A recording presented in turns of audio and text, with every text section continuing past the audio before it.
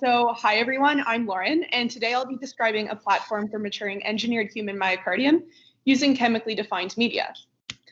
So this project is really centered on this growing need for improved human cardiac models, given that cardiovascular disease is currently the leading cause of death worldwide, and cardiotoxicity is a major cause of post-release drug recall. Traditionally, animal models have been a common platform for both drug screening and disease modeling. But it's important to interpret the results of animal studies with a bit of caution because the physiology is often substantially different from humans, and there tends to be a lot of variability associated with these studies. It's also really difficult to do any sort of high throughput analyses with animals, and so they're not an ideal screening or modeling platform. A better model would be primary adult human cardiomyocytes cultured in vitro, as these cells would be able to accurately represent the human cardiac response to various cardiotoxic agents, as well as the specific pathological features of a given cardiovascular disease. But unfortunately, the actual clinical use of primary cells is limited by the fact that it's very hard to access these cells, and even if you do have access to them, it's hard to expand and maintain them in vitro. So more recently, cardiomyocytes derived from pluripotent stem cells, or PSCs, have emerged as a potential solution that might be able to circumvent some of these issues associated with primary cells, given that PSCs can be expanded indefinitely in vitro, and they can also represent the specific genetic background that contributed to the disease of whichever patient they came from. But unfortunately, the clinical utility of PSC-derived myocytes is currently limited by the fact that most of the available protocols to generate these cells generate cells that are functionally immature. So what does functional immaturity mean? When you're working with PSC-derived cell types, it's important to keep in mind that PSCs represent a very early stage of embryonic development. And so over the course of an in vitro differentiation protocol, the cells transition through all of the different developmental stages before reaching the final cell type that you're interested in studying. In particular, probably the most important, as well as the hardest to recreate in an in vitro protocol, is the later maturation stage, because this is where the cells really acquire those functional properties that they would need to be able to support adult life. In cardiomyocytes, there are several different properties that undergo maturation, including the morphology, contractile function, and electrophysiology and calcium handling. So in terms of the morphology, a lot of it is centered around the sarcomeres, which are the contractile units of the cells. So if we look at standard PSC-derived myocytes, you can see that the sarcomeres, which are these bands of alpha-actinin staining here, are very disorganized and not well aligned. And this is in contrast to the nice parallel oriented fibers that you can see in primary adult cells. Also, the length of individual sarcomeres, which is the distance between these red alpha-actinin bands here, increases in adult cells. And so all of these structural changes actually enable a large increase in contractile force production during the maturation period.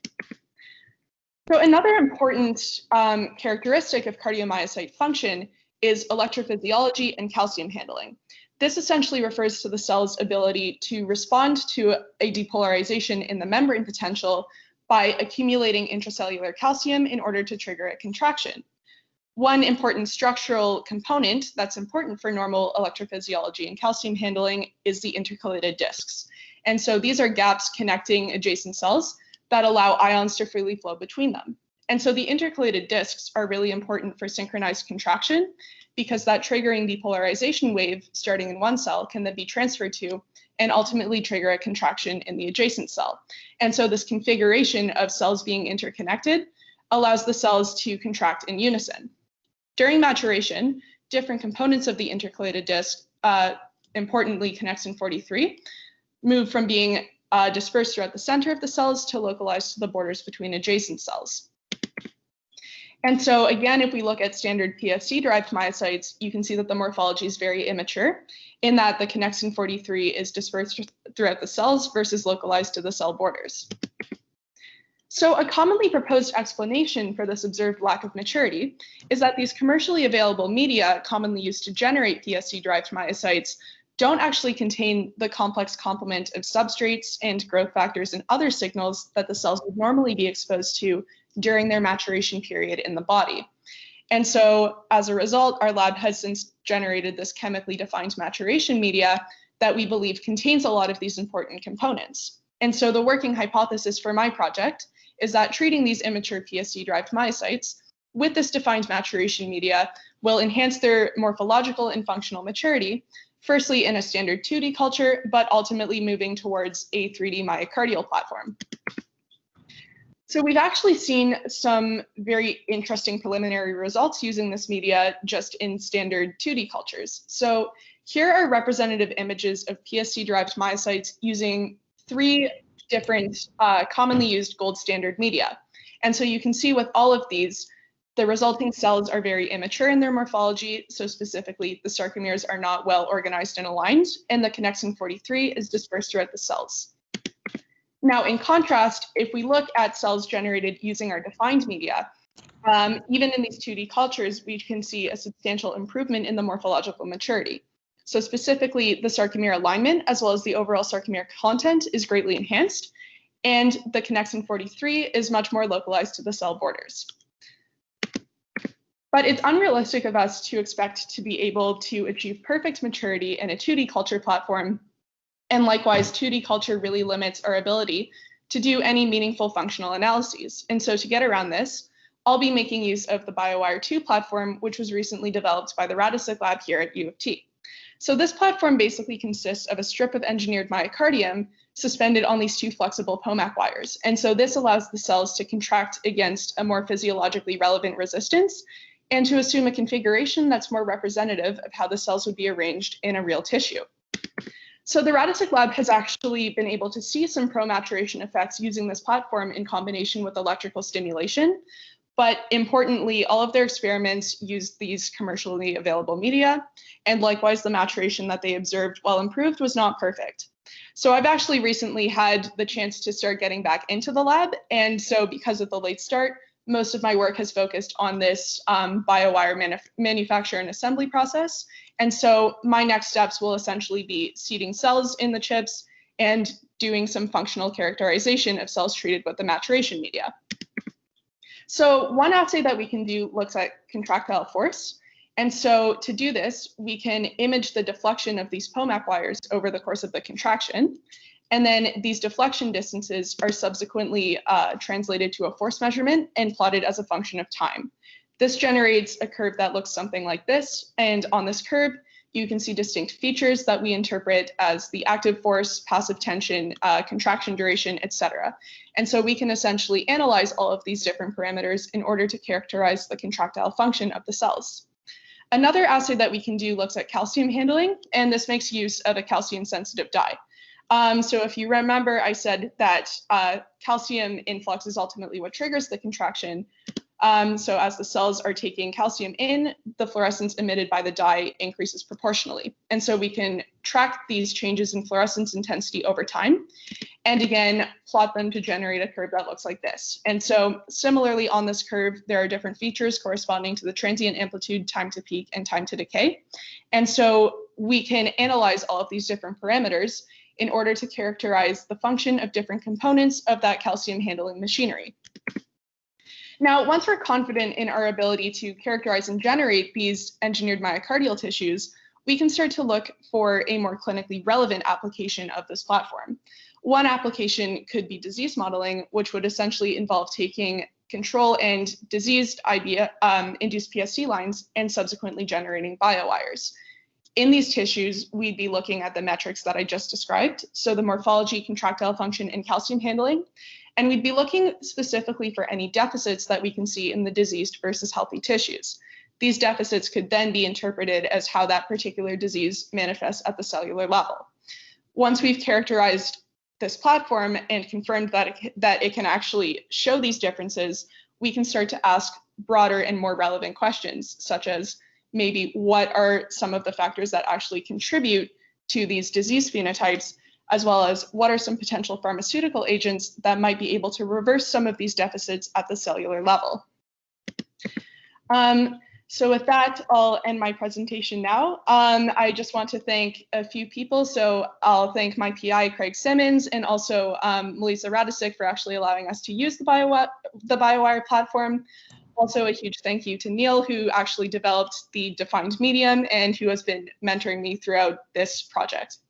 So I'm happy to take any questions now, and thank you so much for listening. Thank you, Nadia, for your presentation. Oh, Lauren, sorry. Judges, please feel free to ask questions and unmute yourselves.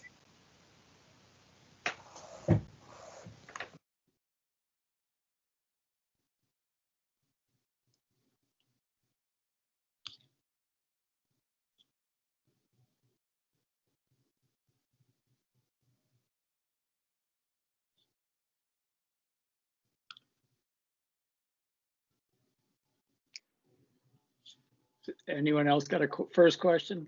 I don't want to start with a weak one.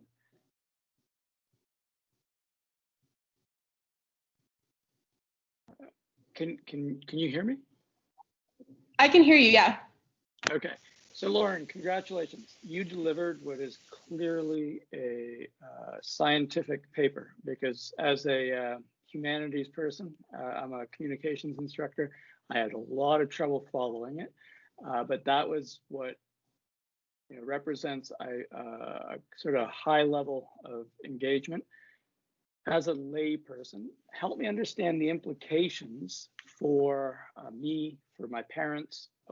Where's this research going, and what kind of social impact does it have beyond your contribution to the bigger research field?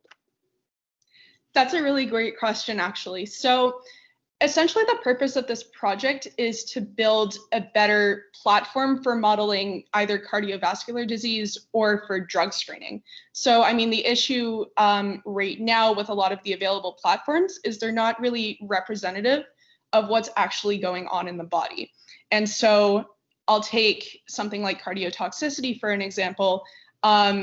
Because these platforms are not really representative of how these drugs are actually affecting the human heart, what's been happening over time a lot is that a lot of these drugs are actually getting recalled because they're seeing once they go into humans that they're actually causing impacts that their models weren't able to predict. So it's basically improving our preclinical studies so that we have less issues once these things actually go to clinical trials. Okay, and I have a quick follow-up actually, and only because you had such a kind of a gravitas as you presented. You understand your material very well. When you started this research project, were you interested in this research area? And if not, do you plan to continue in this area? Yeah, I was definitely, so I did some kind of similar but not identical work in a previous lab for the past 2 summers. So I was definitely very interested in this project, and I definitely see myself kind of considering or continuing in a similar field in my future career. Okay, thanks. Perhaps if I can ask a question second here.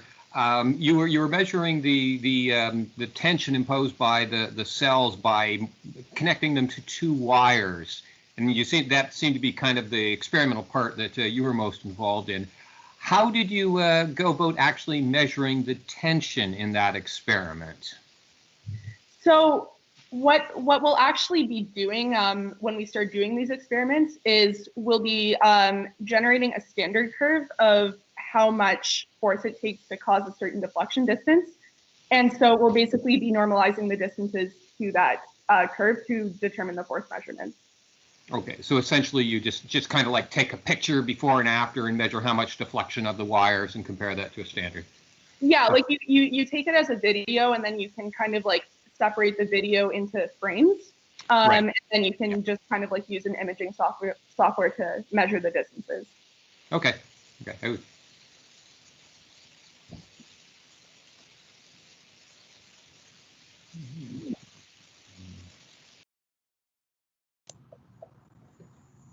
Are there any other questions? We're about time.